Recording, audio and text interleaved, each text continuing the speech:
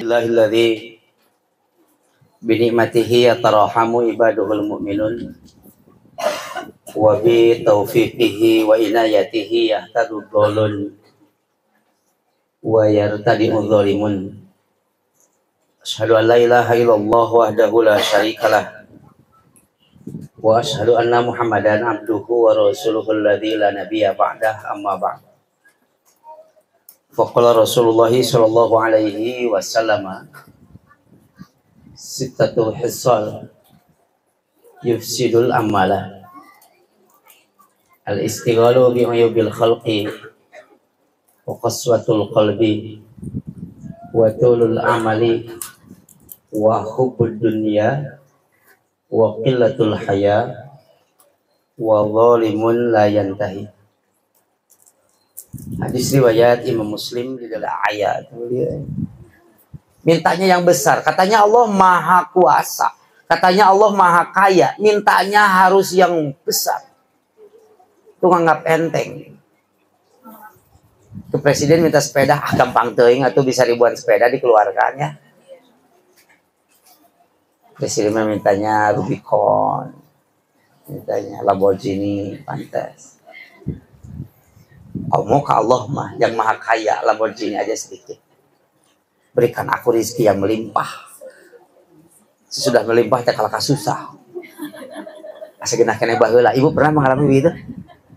Si bapak dulu biasa-biasa aja hidupnya di rumah yang sederhana, kecil, kemudian sekarang bisa beli rumah, beli kendaraan, gajinya gede, tapi ibu mikir asa genah keneh baheula cenah hidup teh pernah teh, Bu. Asa genah ayeuna. Sebagian ibu-ibu yang di Pamengpeuk bilang ke saya, Ustadz sekarang suami saya maju, usahanya hebat, saya bisa beli apapun, tinggal tunjuk minta pada suami. Tapi aneh, kehidupan lebih enak dahulu. Ketika kita makan bisa saling suapin, sepiring berdua. Sekarang makan aja, suami saya di mana aja.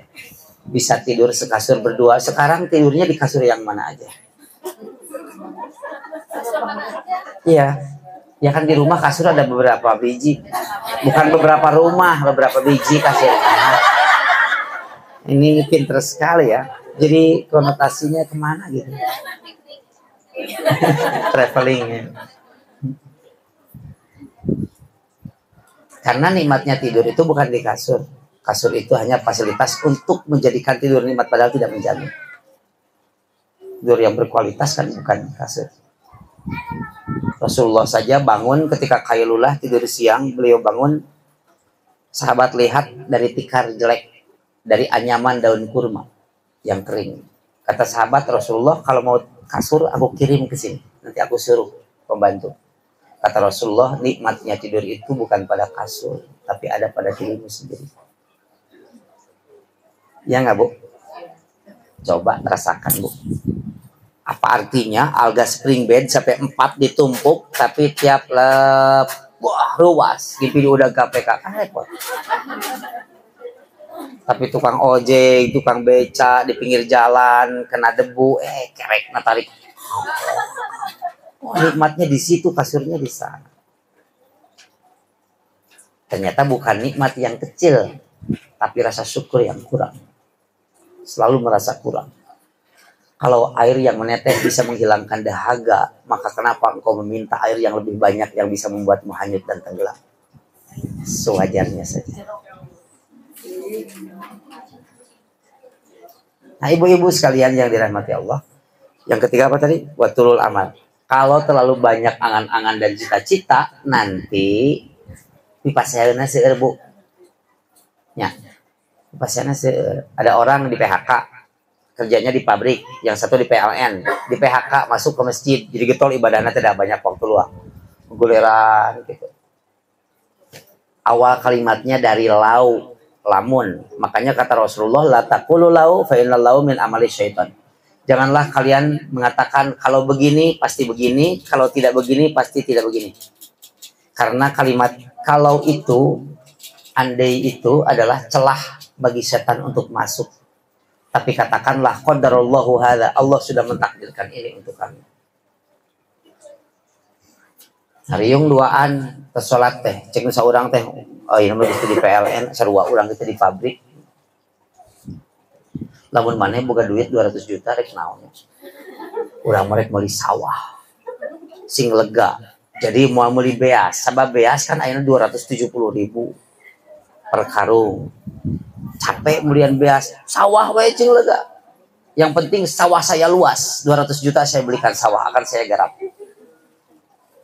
Kata yang satu lagi, ari maneh cenah lamun boga 200 juta jangan saya merek meuli meri. Bebek. 200 jutaan beulikeun kana bebek. Naha gampang, haringangon, engke nogna dijualan saware. Cek nu ngalamun nu kahiji teh atuh meri maneh ka sawah aing cenah. Yo ribut teh teu pugu-pugu. Bagaimana kalau bebek kamu ke sawah saya nanti? Sawah saya bisa rusak. Oh enggak, saya pagar nanti. Bagaimana kalau bebek saya kecebit pagar sawah kamu? Kan mati. Wah rame. Ribut sampai datang ke Pak RW. Untung Pak RW-nya bijak. Datang ke Pak RW. Ada apa ini ribut-ribut jam 9 malam? Ini bebeknya dia masuk ke sawah saya sampai rusak. Cik Pak RW teh sawah bapak di mana? Sakumaha legana? Belum. Meri bapak di mana? Itu cerita ngobrol tadi teh onyo sok aruwi kan. Aki-aki ada mal urek terang ibu urek pergi ureknya ada mal belut. Oh ada mal urek we. Cek nini teh abah kenaon bah? Iya cenah kelingan urek rek ngala belut cenah. Oke, cek si abah teh lamun menang belut, lamun ya, lamun menang belut dipaisnya bikin pepes. Cek si emak nanti, olo-olo teuing kudu neangan koneng, kudu neangan surawung, beuleum we dina hawu kan beres. Teu nurut ka salaki sia keur teh pas ya. Padahal urekna ge can jadi. Kan kayalnya lagi dibikin. Tapi ributnya sudah sekarang. Seperti ibu-ibu ya. Ibu-ibu pernah nggak kesusahan yang harus dibayar bulan depan tapi nangis dan bingungnya dari sekarang? Padahal besok saja kita tidak bisa memastikan bahwa kita masih bisa bernapas dan hidup. Saya cerita waktu di Al Hidayah, kalau ada ibu-ibu yang ikut, saya cerita ada orang stand up comedy.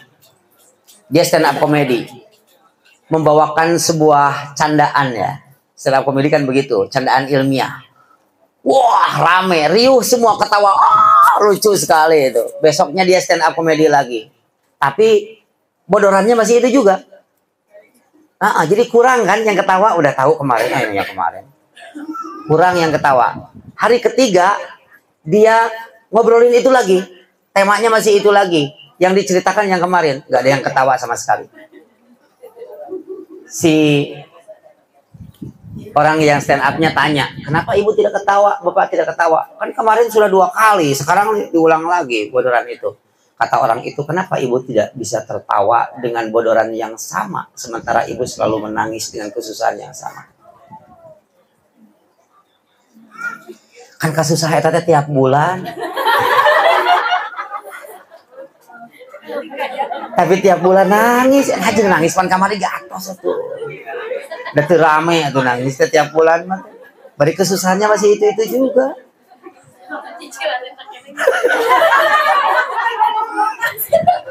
Kredit kasur belum lunas.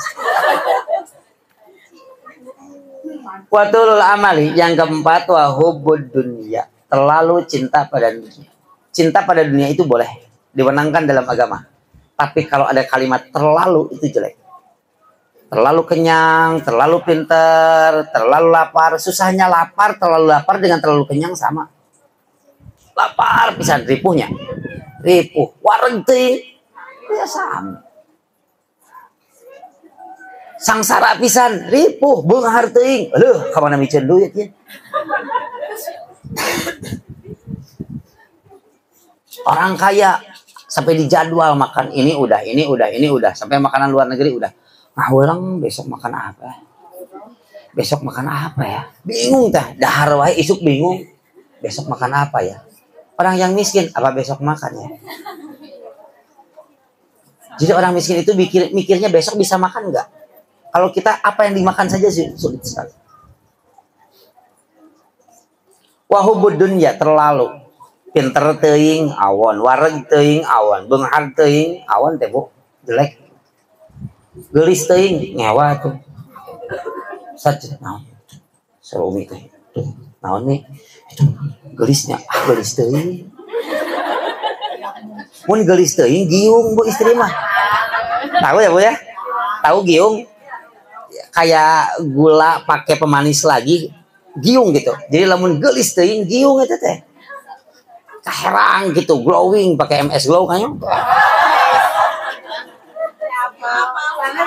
Taler wae untuk teh catrok. Ti Soledad teh. Eta teh giung ya. Ustaz Depi mah taksok. Naos wae jeung ibu-ibu kunaon teu nikah-nikah gariung cenah. Ibu-ibu na garelis giung cenah Ustaz. Padahal anjeunna mah teu pipilih ngan ibu-ibu na we pipilih.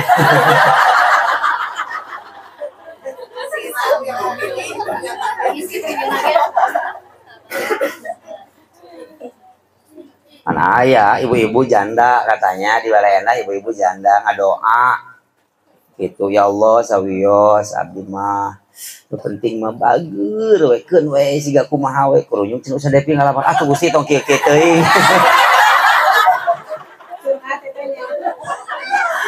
Ayo pun ada di harian kita sekuat aja nama sesek ya mental lah. Jadi bercandana kita mah sedihnya itu. Nah para iman yang dirahmati Allah, watul amali wa hubud dan dunia. Yang kelima, wakilatul haya, kurang rasa malu. Jadi kalau kita kekurangan rasa malu di dalam diri, rasa malu apa? Rasa malu untuk melakukan sebuah tindak kesalahan dan maksiat itu akan menghapus amal kita sendiri. Mama era-era tuh kan bahaya nah urusan-urusan saya. Iya. Tapi amal kebaikan yang selama ini digarap bisa terkikis secara perlahan habis gara-gara kurangnya rasa malu dalam melakukan sebuah tindakan yang salah, pelanggaran dan dosa. Kalau dulu ada gerakan disiplin nasional, sekarang lagi digemborkan gerakan malu nasional. Izin. Jadi saya kalau lihat orang yang maksiat, orang yang berlaku dosa tapi sembunyi-sembunyi, saya masih menghargai. Kenapa? Dia punya rasa malu. Orang yang mabok nyumput begitu di juru bumi atau di gudang kosong nyumput beri mabok teh. Nah, coba nyumput era itu bagus. Bukan maboknya bagus teh nyumput nah. Ya.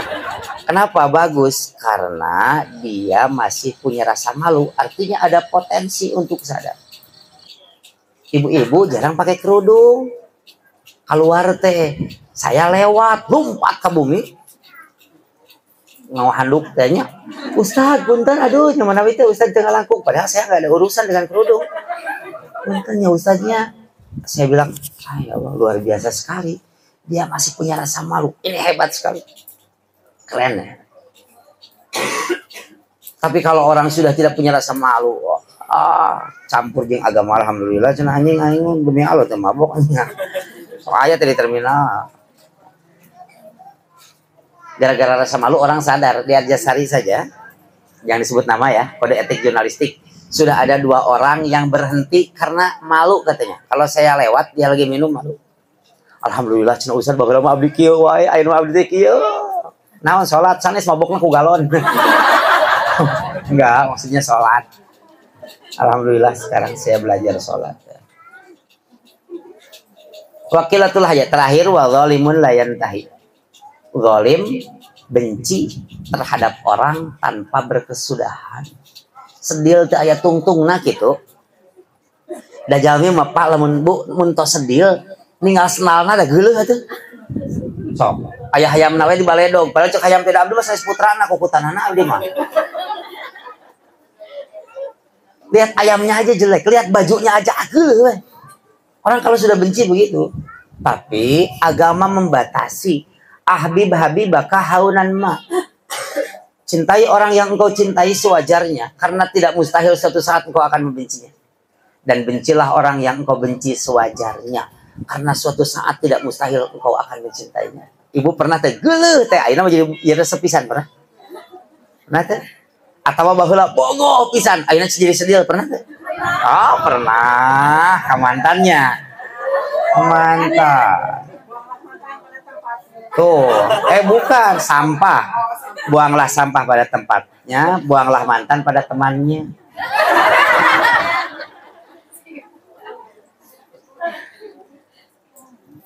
Kamantan sedih teh entong bu bisi bogoh deui. Asli. Siga ibu pada suami bogoh pisan entong bisi hiji waktu geuleuh. Asli bu. Karena konsep itu memang sudah terbukti. Dulu istri saya dengan teman-temannya kalau berangkat ke Unpas lagi kuliah, dia tidak bisa dulu ke Unpas kecuali mampir ke Darut Tauhid. Dulu sama temannya itu, karena diajak-ajak sama teman-temannya, lagi ngetren-ngetrennya Darut Tauhid pada saat itu. Mohon maaf ini ya, Pak Kiai Haji Abdullah Gimnastiar itu tidak berzina, dia hanya nikah lagi. Tidak dosa kan? Enggak dosa. Tapi ku sabab hate lumayan na, dia resep pisan ka Darut Tauhid, nyebut nasi sargim sok. Nyebutnya kira rencangan pun bojo. Saya bilang, hati-hati itu ulama loh. Kamu bilang, geuleuh cenah nikah deui. Nah, nu nikahna batur ente nu geuleuh cenah. Kalau suami kamu yang nikah ya benci suami kamu aja. Kalau memang tidak setuju, kalau yang lain nikah kenapa kamu yang benci? Geuleuh saya teh mau kawin deui. Nah, iya kan, teu nyambung ya bu. Batur nuang cabe urang anu main cerita kan teu nyambung. Dan ibu itu punya kepribadian suka membanding-bandingkan. Yang bikin tidak nyaman itu bu suka dibandingkan. Iya dibanding-bandingkan. Tuh tinggal pak nya batur mah pak bisaan usahana. Kerja kantoran ongko, bisnis ongko jalan batur mah bapak mah cicing wae. Ieu batur atuh Pak, motorna 2, mobilna 2, imahna 2, sawahna 2, istrina ge. Tuh, hiji istrina. Maka jangan pernah membenci seseorang dan terlalu berlebihan karena tidak menutup kemungkinan kita akan mencintainya suatu saat. Betapa bencinya Umar bin Khattab kepada Rasulullah, tapi berbalik 180 derajat menjadi pecinta dan pembela Rasulullah. Ketika kita melakukan sebuah kezaliman, baik itu terhadap suami atau suami terhadap istri, maka adalah sebuah jaminan. Satu, doanya akan diijabah dan kezaliman itu akan dipertanggungjawabkan di akhirat. Coba Ustaz Depi dan ibu-ibu bayangkan bagaimana pertanggungjawaban seseorang ketika sebuah kezaliman itu dilakukan dalam kurun waktu 10 tahun selama 2 periode. Apa yang akan orang itu katakan di hadapan Allah Subhanahu wa taala? Sudah, disipi omongan abdi sok hayang heuras ke dina. Udah ya. Maka 6 perkara yang harus dijaga itu. 1, sibuk mencari kesalahan orang. Yang kedua, keras hati. Ketiga, panjang angan-angan. 3, terlalu cinta pada dunia. 5, yang ke-6, palinter nyamuk umi palinter dicaratat. Iya biar nggak hilang catatannya. Oh ini ternyata yang saya harus hati-hati. Dan biasanya pemateri yang suka tolong ibu-ibu catat, ini enggak, tanpa perintah juga langsung dicatat. Ini hebatnya. Saya yakin ini kebiasaan di rumah tanpa disuruh sama suami, ngambil duit sendiri. Aplikasikan. Enggak ya? Udah dulu lah ya. Sekiannya. Ada pertanyaan tidak? A'udzu billahi minasy syaithanir rajim. Bismillahirrahmanirrahim. Alhamdulillahi rabbil alamin.